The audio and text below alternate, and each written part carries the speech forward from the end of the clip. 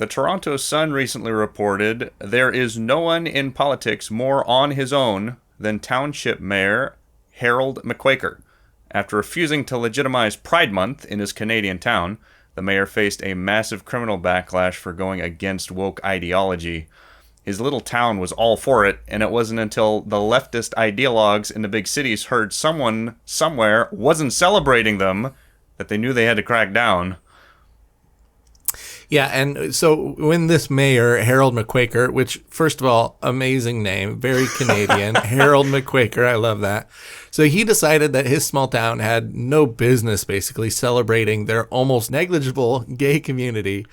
He decided to act. With the support of his governmental counselors, McQuaker called off Pride Month. He said, hey, do what you want, but institutionally, we're not going to celebrate this. But the insecure, dogmatic party of the left that has honestly completely overtaken Canada sent basically a Soviet Union style attack after the guy. Yeah, so the small town mayor, who has not only been sent to a dystopian court-ordered LGBTQ training, but maybe more alarmingly, he's had $5,000 magically whisked away from his bank account due to the leftist tribunal's ruling that the fines levied by the federal government should be subtracted directly from his paycheck after he refused to pay the fines associated with declaring there was no need for Pride Month in his town. And honestly, this reminds me a lot of the 2022 COVID truckers protest, in which basically everyone had their bank accounts frozen. So they've got their trucks and they're lined up outside the Capitol, and now nobody can afford fuel or food to kind of continue to stage this long-term protest outside the Capitol. To me, this shows really a serious authoritarian streak in the Canadian government that Americans maybe hadn't quite imagined was happening on their northern border. Honestly, this kind of emboldens recent claims by Trump that Canada needs to be Americanized. He recently called their president Governor Trudeau of the 51st state of America. And while I think these comments are a bit of parody, they do kind of go beyond parody. Canada has embraced an outright hostile view towards right-wing individuals. In a lot of ways, they're copying the UK's rules that Christians can't pray in some public spaces. And ultimately, it's this social, cultural, political thing that any deviation from the liberal mainline messaging has to be met with a basically fascistic show of force, which is what I think this is. Yeah, and in addition to the $5,000 fine, the mayor now faces an additional $10,000 fine for refusing to go along with the leftist ideology. And, honestly, the whole scene kind of feels like it's pulled right out of 1984 and goes beyond the most extreme satires of liberal government.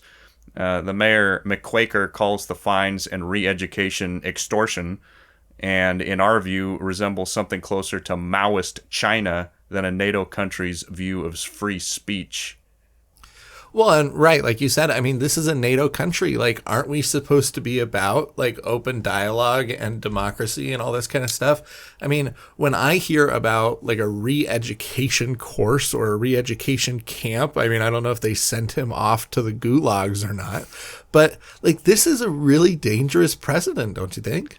100%. And yeah, I think it's rather alarming that what the government claims to represent and what they're actually doing mismatch so much. So again, you have this idea of free speech and free ideas, and then they're going to go re-educate you if you say the wrong thing. So it's apparently that's not the case. And so I think if you just open your eyes a little bit, you see that there's a bit of a disconnect between the messaging and the actions being taken. Well, and what's scary to me is that I've kind of heard in my entire life that, particularly the UK and Canada, they tend to be a little bit more liberal than we are here.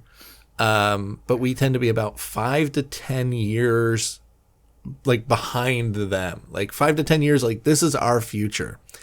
And Ben, I mean, what do you think would happen if this kind of stuff came here to the States? Like, could you see that happening? Is that a realistic potential future for us? That if you don't celebrate Pride Month, you're going to be fined? Like, that this is some kind of hate crime not to celebrate? Yeah, I think that is a possibility. We do have some bulwarks against that. For example, the UK doesn't have the same free speech protections that we do. But again, if you see the things that are going on in the UK right now, where they're like prosecuting people for tweets, it's like, even if we don't go that far that quickly here, it seems like things are trending in that direction. So, well, people are calling for it directly. Yeah. Like, I mean, like AOC is like lots of people on the left, like lawmakers, not people on Twitter or whatever. But lots of people have been saying like, well, if you say the wrong thing, like the government really needs to get involved. Like, hey, we're going to set up these governmental agencies designed to combat disinformation, which all turns out to be true. So you go, okay, well then it's just censorship. It's just government control.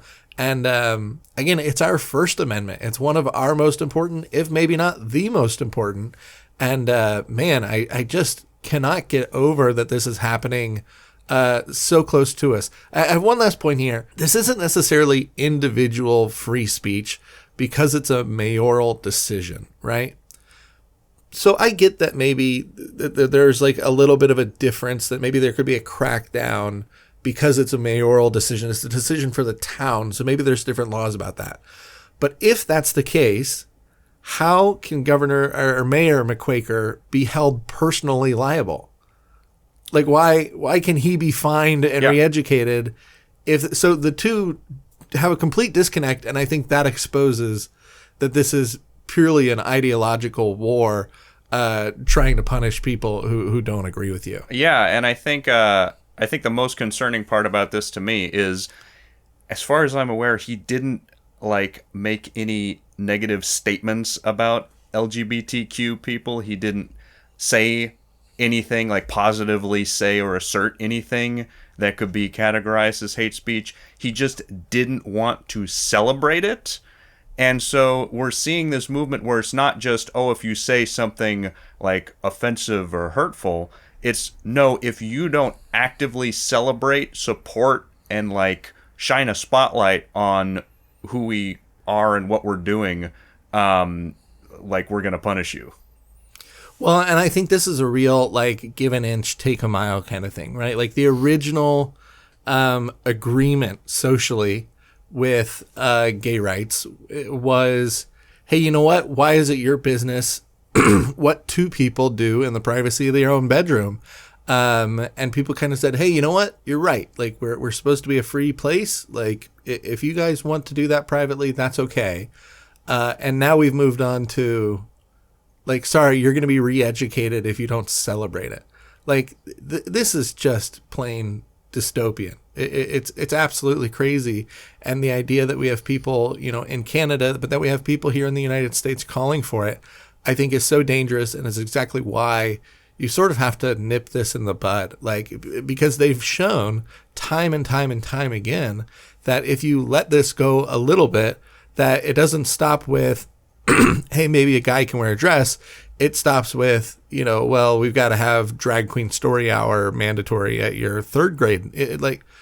It just goes completely out of control. Well, yeah, and again, going along with the misinformation kind of being vindicated.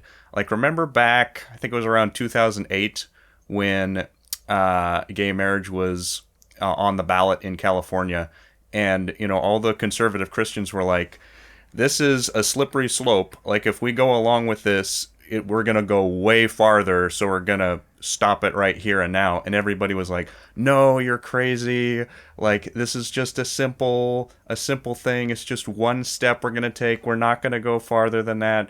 And here we are in 2024, and it appears that the conservatives from 2008 have been vindicated.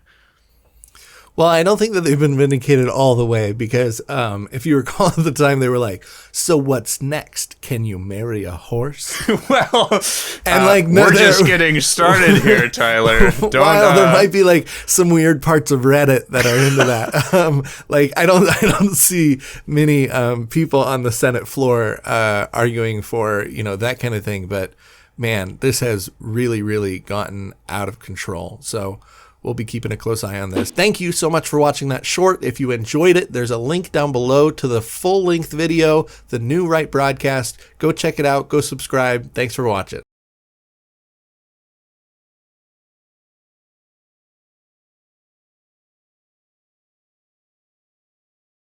Senator Matt Gaetz recently resigned from his seat in the Senate to join Trump's cabinet as the new Attorney General.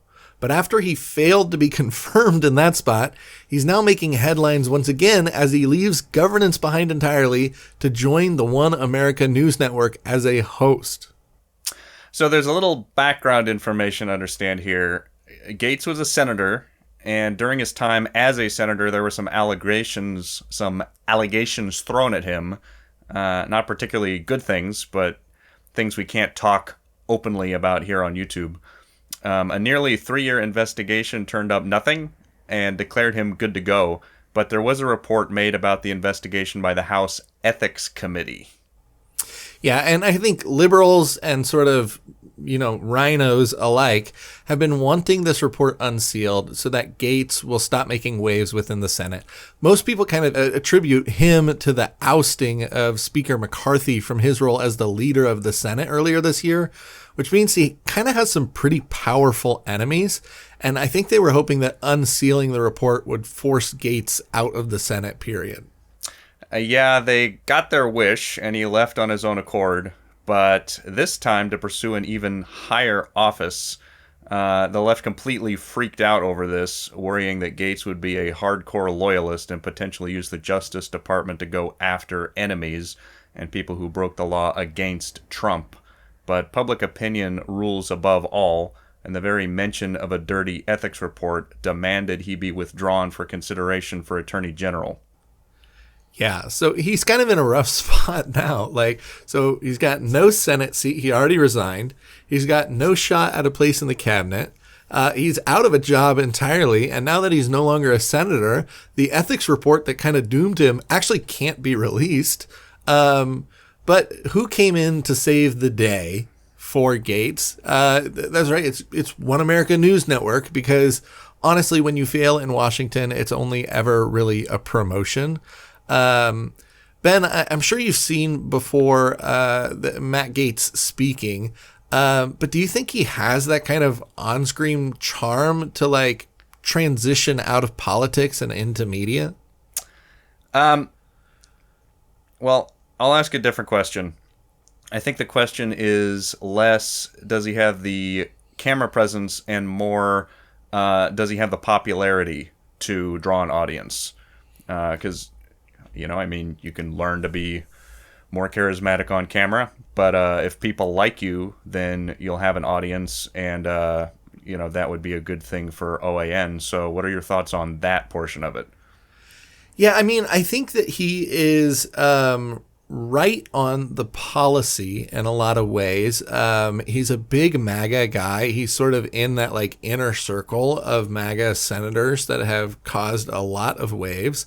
And so he is kind of seen as an inner circle tribal kind of guy. And so I think MAGA people are going to follow him. But honestly, he's kind of got this slimy kind of look to him a little bit that, I don't know that, particularly after these ethical concerns have been brought up, I feel just a little bit gross about him. And maybe they were a slander. Maybe it was kind of getting Kavanaugh'd. We've seen that, it's kind of thrown around a lot, with Pete Hegseth, with a lot of these other places or other people being nominated, that a lot of kind of sketchy, abuse concerns have been coming out. And I don't know. Do you think this is kind of the playbook, is to run smear campaigns on these people? Or, man, is Trump just really bad at picking people to serve in his cabinet? It might be a little bit of both. Yeah, it does seem like it seems like character attacks against your enemies have become the go-to strategy these days. But yeah, again, it seems like Trump has a little bit of trouble appointing people sometimes, so maybe a little bit of both.